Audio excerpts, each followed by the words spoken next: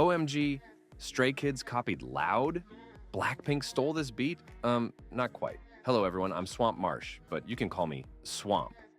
I'm an aspiring night hobbyist music producer, here to explain why everyone and their mother seems to be copying each other or stealing sounds from other creators. As this is my first official video, I'll explain my credentials briefly before getting started. Skip to the time on screen if you wish to hop straight into the video.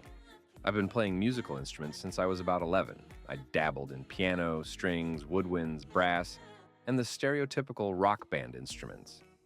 I am always and forever a bass guitar elitist. As my first ever instrument I played well over 10 years ago was an Ibanez brand bass guitar. Before playing instruments, I also did dance competitions and performances during my elementary and middle school years, so about 5 to 7 years of dance performance. As my love for music grew, I did a few gigs and competitions through school sponsorships. I joined a band or two, and eventually decided to push myself a step further. In 2019, I downloaded a free digital audio workstation, or DAW, and began producing my own sounds. Now, 6 years later, I'm still not Billboard ready, but I can carry a digital tune or two. In order to help further my growth as an artist, I have decided to put myself out into the world and use the knowledge I've gained over the years to help others get a head start in their musical passions. Teaching has always been the best way to improve one's own skill, so me teaching you also helps me. My sources used in this video will be linked via QR code on screen and will be available in the description below. Please remember to hit like if you enjoy the video, leave a comment about what you want to talk about next, and subscribe to get notified of the next time I upload. Anyways, that is enough about me. Let's get started on the video. Does K-pop have a sampling problem? First things first, there are people who absolutely do steal from others. The Musicians Institute has a database of music copyright cases, freely available for those at home to view the best and latest court cases. The top landmark case listed is the infamous Vanilla Ice vs. Queen and David Bowie for using a far too close for convenience version of the bass in Under Pressure for his hit song Ice Ice Baby. Vanilla Ice argued that he added an extra beat to make the riff usable, which was later confirmed as a joke argument. But the judges ruled in Queen and Bowie's favor, ordering Vanilla Ice to pay at least $4 million according to George Washington Law School, or the equivalent of $9.7 million in 2025. It is possible Queen may get performance royalties, but from what I can see online, that hasn't been directly confirmed besides Queen getting songwriting credits. This video is not about actionable consequences in court, but rather about legal cases of sampling that others may find to be illegal, may wrongfully accuse of stealing, or may otherwise criticize and/or hate the use of. In order to understand what we're dealing with, we need to know two things: what counts as sampling, and what counts as copyright infringement. A sample is a clip of an existing sound or an isolated track used in another artist's song who doesn't originally belong in the label, distributor, contract, or license for that particular sound. The key word there is originally. If it is not originally from your brain or your team, label, band, etc., then you are sampling someone else's work. People can buy the publishing credits and a license to use instrumental tracks, clips, riffs, whatever they want to use in their own creations. Once you get that permission and buy the rights to your chosen sample, you can use it to make money off your own songs that have the sample in it. Using clips in personal projects you keep on your own hard drive or own tracks that do not make any money are still sampling, but there will be little to no legal backlash in doing so. Conversely, an instance of copyright infringement is when you do not get legal permission to use a sample in your track. Think back to the Vanilla Ice v. Queen and Bowie case. Vanilla Ice did not initially pay for the legal usage of that sample. He did change it to be his own, but there is a fine line in music copyright law between what is just far away enough to avoid paying for the rights and what is too close to be legally allowable without pay. In a more recent theoretical example, a case of infringement would be if I took the main recognizable melody of Jake's Golden Hour, pitched it down by half a semitone, and published it under a money-earning contract.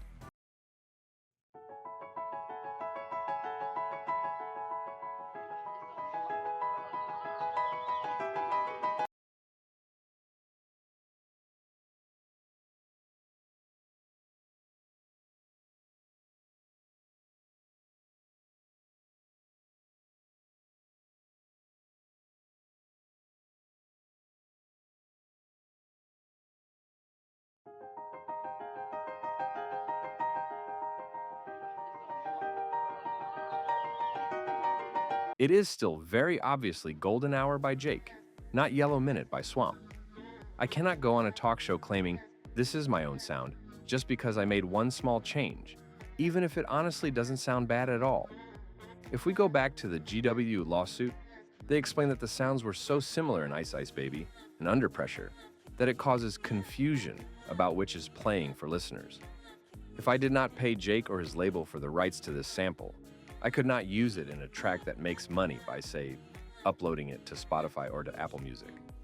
I also cannot use it in a video that makes money. But I've currently got 0 subs and no partnership. And this form of content creation legally allows a very small limit of copyrighted content under a certain amount of exposure, under fair usage laws. That's why music reactors have to make money in other ways, like selling merch or accepting sponsorship deals. Now that we have an idea of the basics, let's talk about another important lesson in this debate. How would one avoid copyright infringement? The easy answer is just to have the status and the money to get permission and buy the rights. But that isn't an easy task for beginner producers and artists, where even the programs can cost you a good chunk of change. Another option may have been taught to you in school, like it was for me. In school, they taught us to avoid copyright problems by making at least 12 changes to the original product. The more changes you make, the less like the original it sounds. But you sacrifice important parts like quality and tone. Be wary that if you get too close to the original, you may find yourself having to back pay the rights to the sound.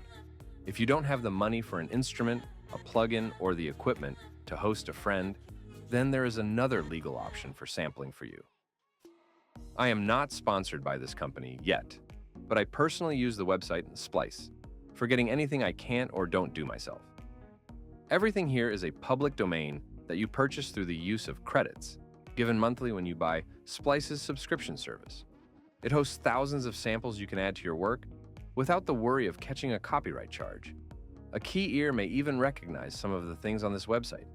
There is also the public domain database. After a certain amount of years, creative works can be released to the public for anyone to use monetarily, without the purchasing of rights. This is how we can play classical music from Mozart freely, and make movies about Pooh Bear and Steamboat Willie killing people. The last option is to just make your own stuff, and make sure you double-check you aren't accidentally creating something that already exists. Trust me, those catchy tunes on the radio find their way into the front of your mind in any way possible. Now that we have our baseline for stealing versus legal usage, let's cover our last 2 background sections before diving into the fun part of this. Is sampling a problem? This is a major point of contention between the music community and the listener community for a very long time.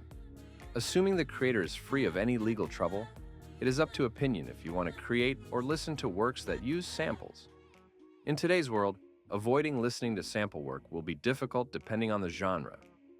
A lot of artists have taken to sampling or revitalizing older works in their music. Take Anxiety by Ducci, for example.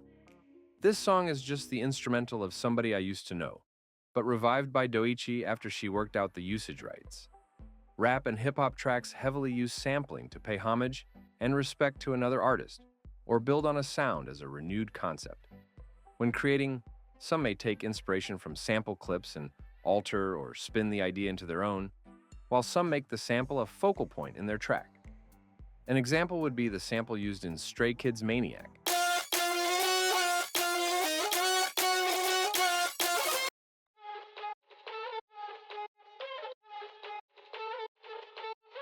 The producers of the track pitched up the sample to make it fit the vibe, but the actual concept is still the same.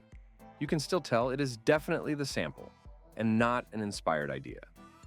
As you can see, the sample is a splice sample, meaning it is legally allowable for someone to just plug this sample into their tracks with no alterations and use it in monetized music. There is nothing wrong with Stray Kids using the sample in this way. One of the biggest arguments I've seen against sampling is people saying that using samples is lazy or unoriginal. While I do understand where these people are coming from, in order to understand how we got to a point in music where sampling is a norm, I have to explain one more concept to you. It is something I personally call the 12-key difference.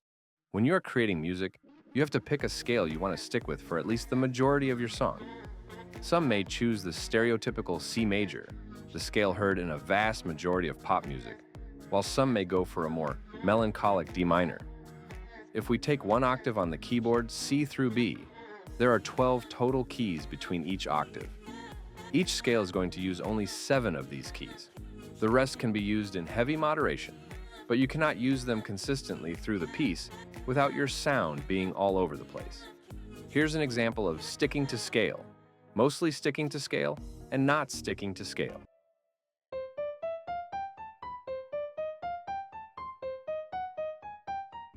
As you can see, it is imperative to keep as close to your scale as possible.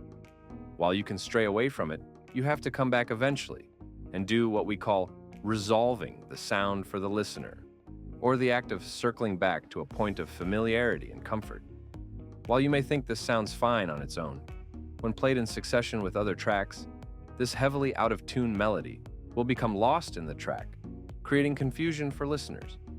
They will be unsure where it starts and where it begins, leading them to feel a sense of distress when, for many of us, music is a tool of relaxation and comfort. I'm oversimplifying this video a lot, but I hope the main message comes across well.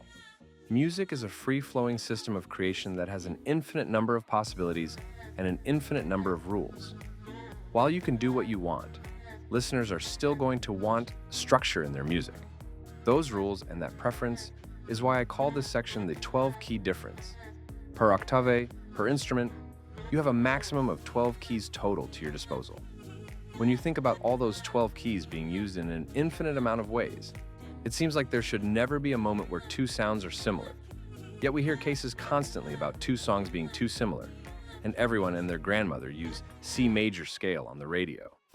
At some point, you run out of combinations you can legally make within the rules of music theory.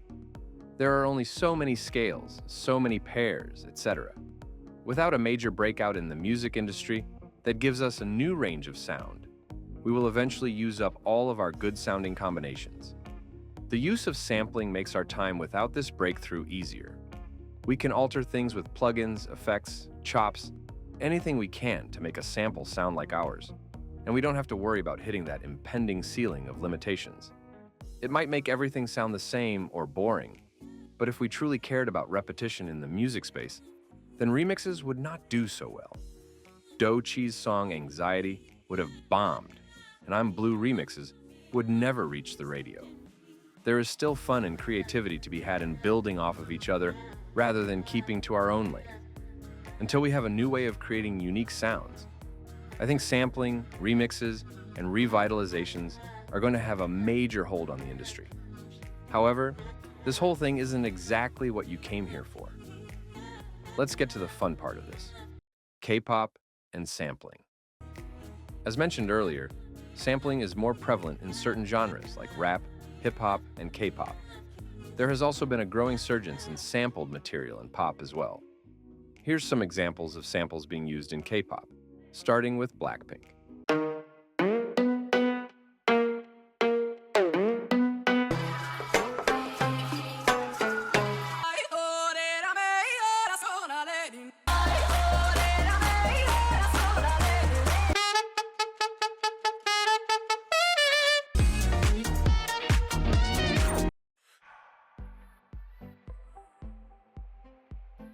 A large majority of these samples play a key role in the sound of K-pop.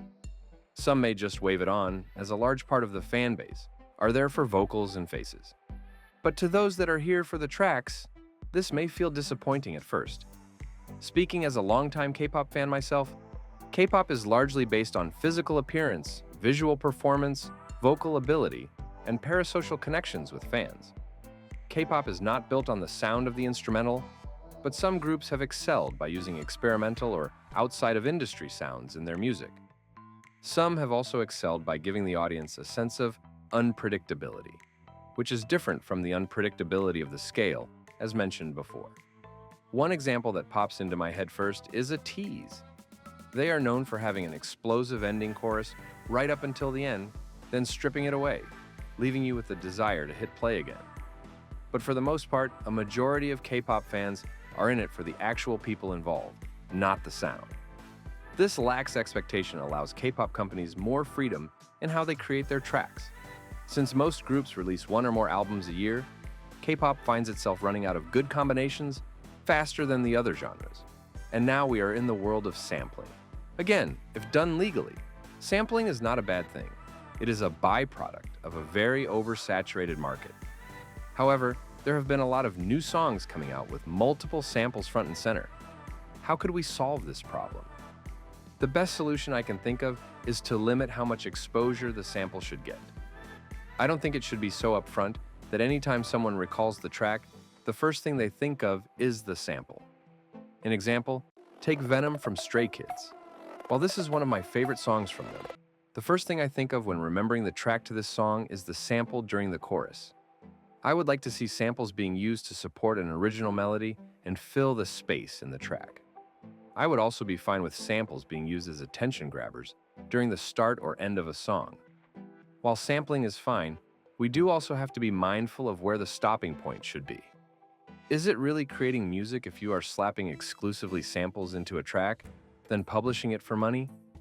Does that make DJs unworthy of their trade? I think that part of the discussion is best left for another day. Let's all remember that sampling is probably best left as an enhancement tool rather than a main feature. But that about wraps up this topic. I'm personally going to keep utilizing samples in my tracks to enhance my sound and skills. What about you? Are you okay with your favorite artist using samples? Where would you draw the line? Let me know in the comments. Remember to keep it friendly. Don't forget to like, comment, and subscribe if you enjoyed the video. And tell me in the comments or in the survey link in the description what you would like to see next. Until then, here's another video of mine on the screen for you, and I'll talk to you next time.